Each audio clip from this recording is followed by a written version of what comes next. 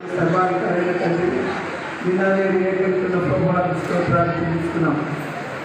ఈ మధ్యాహ్న కాలంలో ప్రభావం నిమిషాలు నాయన దాసు నిలబెట్టుకొని మీ ఆత్మకార్యాన్ని జరిగించమని ఇదిగో నూతనంగా జతపరచబడుతున్న భార్యభర్తలకు ఎలాంటి మాటలు ఇవ్వడం ప్రభా శక్తిని దయచేయమని ప్రార్థన చేస్తూ నన్ను తగ్గించుకుంటూ మీ ఘనమైన నామం చేస్తూ రక్షకుడైన యేసు నామములో ప్రార్థన చేస్తున్నాము తండ్రి. ఆమేన్. ప్రభుల ద్వారా మరొకసారి వందనాలు తెలియజేస్తున్నాను. మరి ఇందాక చదువుకున్న వాక్య భాగాన్ని బట్టి ఆదికాండము 2వ అధ్యాయం 18వ వచనం నుంచి 24వ వచనం వరకు చదివితే అందులో రాయబడింది, అయితే దేవుడు సృష్టిని కలుగజేశాడు, సృష్టిని కలుగుగాక అన్నాడు. మరి సృష్టిని అంతా కూడా ఆకాశం కలుగుగాక అన్నాడు, భూమి కలుగుగాక అన్నాడు, సూర్యుని కలుగుగాక అన్నాడు, చంద్రుని కలుగుగాక అన్నాడు, నక్షత్రాలు కలుగుగాక అన్నాడు. సమస్తాన్ని కూడా దేవుడు కలుగుగాక అని చెప్పుకుంటూ వచ్చాడు. అయితే మరి దేవుడు 6 దినములను సృష్టి చేసి 7వ దినంలో ఆయన విశ్రాంతి తీసుకోవడం దేవుడు వాక్యం రాయబడింది. అయితే 6వ దినంలో ప్రత్యేకంగా మరి మానవుని తయారు చేయడానికి దేవుడు ఏం చేశాడు అంటే మరి నేల మట్టితో మరి మట్టిని తీసుకొని అనగా తన చేతులతో మట్టిని తీసి ఒక బొమ్మగా తయారు చేసి అందులో ముక్కు, చెవులు, కళలు, చెవులు అవన్నీ పెట్టేసి మరి నాస్కారం గాలో జీవవాయువు ఉండగా దానిలో జీవాత్మ అయిన దేవుడు వాటిని జ్ఞాపకం చేస్తుంది. అయితే తిన్నారా ఏది ఏమైనా కానీ మరి దేవుడు మరి ఆదామును కలగజేసిన తర్వాత ఆదాము ఒంటరిగా ఉంటే మంచిది కాదు అని చెప్పి దేవుడు ఒక ఆలోచన కలిగి ఆదాముకు గాఢంగా కలగజేసి ఆ గాఢంలోనే ఒక ఎముకను తీసి ఆ ఎముకను స్త్రీగా నిర్మించాడు అని చెప్పి వాటిని జ్ఞాపకం చేస్తుంది. తిన్నారా మరి ఆదాము ఆ ప్రకటనలో నుంచి స్త్రీ నారి అంటే నారేమని అని అర్థమవుతుంది అన్నమాట. అక్కడ రాయబడింది అనమాట. ఏది ఏమైనా కానీ నారి తీసుకొని వచ్చిన తర్వాత ఆదాము అక్కడ అంటున్నాడు, నా ఎముకలో ఒక ఎముక, ఇది నా మాంసంలో మాంసము, ఇది నల్ల నుండి తీయబడిన యొక్క నారి అనబడిన అని చెప్పి ఆదాము ఒక పాటను పాడాడు. పిల్లరా అంటే ఒంటరిగా ఉండటం మంచిది కాదని చెప్పి దేవుడు ఆలోచన చేసి మొదటి వివాహాన్ని దేవుడు ఏ దేశంలో దేవుడే జరిగించాడు. అనగా ఒంటరి వాడు శుద్ధపనం చేస్తారని, ఒంటరి వాడు ఉన్నప్పుడు ఎన్నెన్నో ఆలోచనలకు గురైపోతారని, ఒంటరి ద్వారా శోధనలు వస్తాయని, ఒంటరితనం వలన భయంకరమైన ఆపదలు ఉంటారు అని చెప్పి మరి ఆ దేవుడు వాక్యం జ్ఞాపకం చేస్తుంది.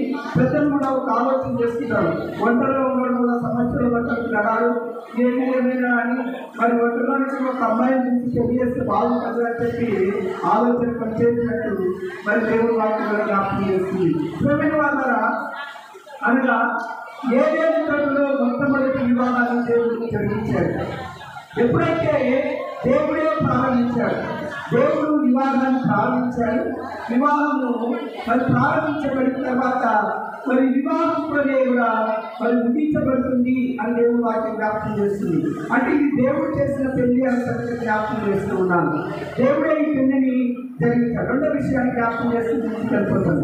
రెండో విషయం ఏంటి అంటే మరి యేసు ప్రభువు భూమిలో స్వార్థం ప్రకటిస్తున్నప్పుడు అనేక ప్రాంతాలకు ఆయన వెళ్ళాడు, స్వార్థం ప్రకటించాడు. అయితే యేసు ప్రభు తన తల్లి ఒక వివాహానికి పిలువబడ్డారు. ఆ వివాహము పిలువబడిన తర్వాత అక్కడ ఉన్న పరిస్థితి అంతా ఏంటి అంటే యూదుల ఆచార ప్రకారంగా, యూదుల శుద్ధీకరణ ఆచార ప్రకారంగా ఆ వివాహంలో ద్రాక్షారసం అయిపోయింది. యేసు ప్రభు అక్కడ ఉన్నారు.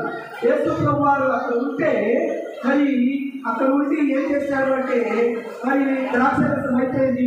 ద్రాక్షారసం అయిపోయిన తర్వాత మరి ఆయన శిష్యులైన యేసు ప్రభు శిష్యులైన మరేమంటున్నారు, అమ్మ ద్రాక్షారసం అయిపోయిందంటే ఆయన దగ్గరికి పంపిస్తుంది. ఆయన దగ్గర పంపించినప్పుడు ఆయన నీతో చెప్తున్నది చేయుడి అని చెప్పి ఒక మాటను జ్ఞాపకం చేస్తారు.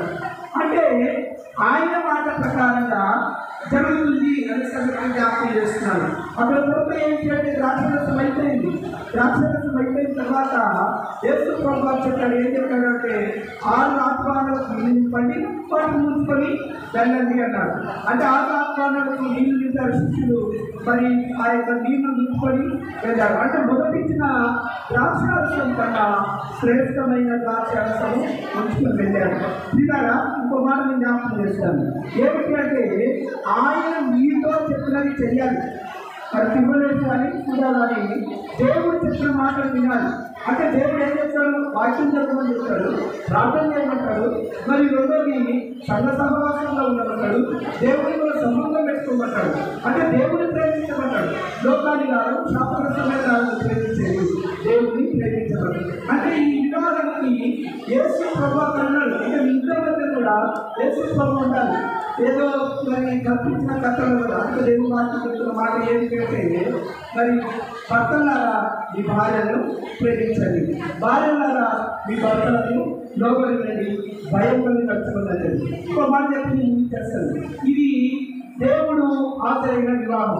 మూడోది ఏంటంటే ప్రకటన 28వ అధ్యాయంలో రాయబడిన మాట జ్ఞాపకం చేసుకుంటే, యేసు ప్రభువు ఆయన పెళ్లి కుమారుడుగా మళ్ళీ రాబోతున్నాడు, మధ్యాకాశానికి వస్తున్నాడు. పెళ్లి కుమార్తెగా సిద్ధపడుతుంది వధువు సంఘం. ఈ వధువు సంఘం ఏంటి అంటే పరిశుద్ధమైనది కానీ, నిష్కలంకమైనది కానీ, నిర్దోషమైనది కానీ, మరి పవిత్రమైనది కానీ, వాక్యమైన ముక్త స్నానం చేత మరి నింపబడినది కానుంటుంది అంటే వాక్యం జ్ఞాపకం చేస్తుంది. అంటే మరి నువ్వు సిద్ధపడాలి. ఏ విధంగా అయితే మరి తెల్లని వస్త్రాలు ధరించిన నూతన వధువులు పెళ్లి కుమార్తె సిద్ధపడుతున్నారు, అలాగే మరి పరిశుద్ధమైన వస్త్రాలు ధరించుకోవాలి. మనగా తెల్లని వస్త్రాలు, పరిశుద్ధంగా జీవించాలి, పవిత్రంగా జీవించాలి. దేవుడు వాక్యం చెప్తున్న మాట ఏమిటి అంటే, ఎబ్రియల రాసిన పత్రిక 13వ అధ్యాయం 4వ వచనం చదివితే, వివాహము అన్ని విషయంలో ఘనమైనది, అది పరిశుద్ధమైనది, నిష్కలంకమైనది అని చెప్పి దేవుడు వాటిని జ్ఞాపకం చేస్తుంది. ఈనాడు అనేక మంది వివాహాలు చేసుకుంటున్నారు, వారి ఇష్టానుసారమైన వివాహాల్లో వెళ్ళిపోతున్నారు. కానీ వారి కుటుంబాల్లో పరిశుద్ధత లేదు, నీతి లేదు, భక్తి లేదు, భయం లేదు, దేవుని వాక్యానికి చోటు లేదు, మరి పరిశుద్ధతకు చోటు లేని వ్యక్తులు అవుతున్నారు. అయితే యేసు గారు ఆయన మరి మధ్యాకాశానికి వస్తున్నారు సంగతిని జ్ఞాపకం చేస్తున్నారు. మరి దేవుడి పెళ్లి ఎక్కడ జరుగుతుంది అంటే కేవలం మధ్యాకాశంలోనే. అది ఎత్తబడే సంఘం అనే సంగతిని జ్ఞాపకం చేస్తున్నారు. పరిశుద్ధులందరూ కూడా ఎత్తబడతారు, విశ్వాసులందరూ కూడా ఎత్తబడతారు. యేసు రక్తంలో గర్భమైన రక్తంలో కలవమైన విశ్వాసులందరూ కూడా ఒక్కసారిగా ఎత్తబడతారు అని చెప్పి ప్రకటన గ్రంథము 21వ అధ్యాయంలో జ్ఞాపకం చేస్తున్నారు. ప్రేమైన వారు మొదటిది జ్ఞాపకం చేశారు. మరి దేవుడు చేసిన వివాహం, రెండవ వివాహము దేవుడు ఆచరైన వివాహం, మూడవ వివాహము దేవుని యొక్క వివాహం అనగా మరి సంఘం యొక్క పెళ్లి కుమార్తె ఉన్నట్టు దేవుని వారికి జ్ఞాపకం. నూతనమైన మరి పెళ్లి కుమార్తెగా నూతనమైన యెరూషలేము పట్టణం దిగువచ్చుతున్నది అని దేవుని వారికి జ్ఞాపకం. ఇవన్నీ దిగువతే మరి పాస్ గారు చేస్తారు. కాబట్టి మరి ప్రభు